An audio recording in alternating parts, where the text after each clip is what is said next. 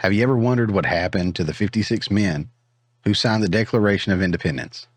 What fates befell them for daring to put their name to that document? 5 signers were captured by British as traitors and tortured before they died. 12 had their homes ransacked and burned. 2 lost their sons serving in the Revolutionary Army. Another had 2 sons captured. 9 of the 56 fought and died from wounds or hardships of the Revolutionary War. They signed and they pledged their lives, their fortunes, and their sacred honor. What kind of men were they? 24 were lawyers and jurists. 11 were merchants. 9 were farmers and large plantation owners, men of means, well educated. But they signed the Declaration of Independence knowing full well that the penalty would be death if they were captured. Carter Braxton of Virginia, a wealthy planter and trader, saw his ship swept from the seas by the British Navy.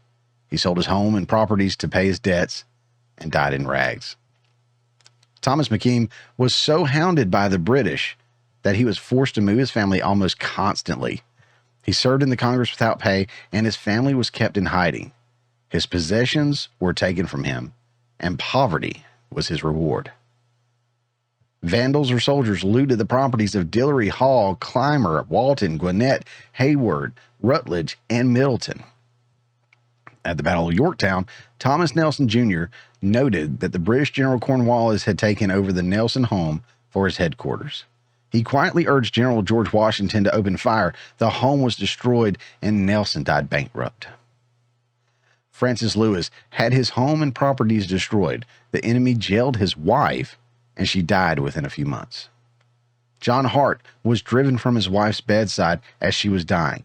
Their 13 children fled for their lives. His fields and his grist mill were laid to waste. For more than a year, he lived in forest and caves, returning home to find his wife dead and his children vanished. A few weeks later, he died from exhaustion and a broken heart.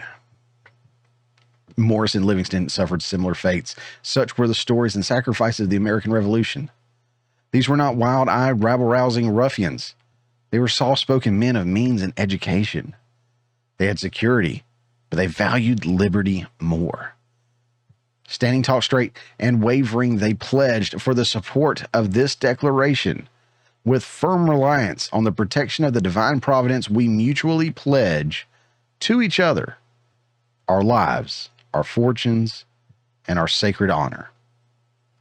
They gave you and me a freedom and independent America. The history books never told you a lot about what happened in the Revolutionary War. We didn't fight just the British. We were British subjects at that time, and we fought our own government. Some of us take these liberties for granted, but we shouldn't. So take a few minutes while enjoying your 4th of July holiday and silently thank these patriots. It's not much to ask for the price they paid. Remember, freedom is never free. May God bless you, and may God bless the United States of America.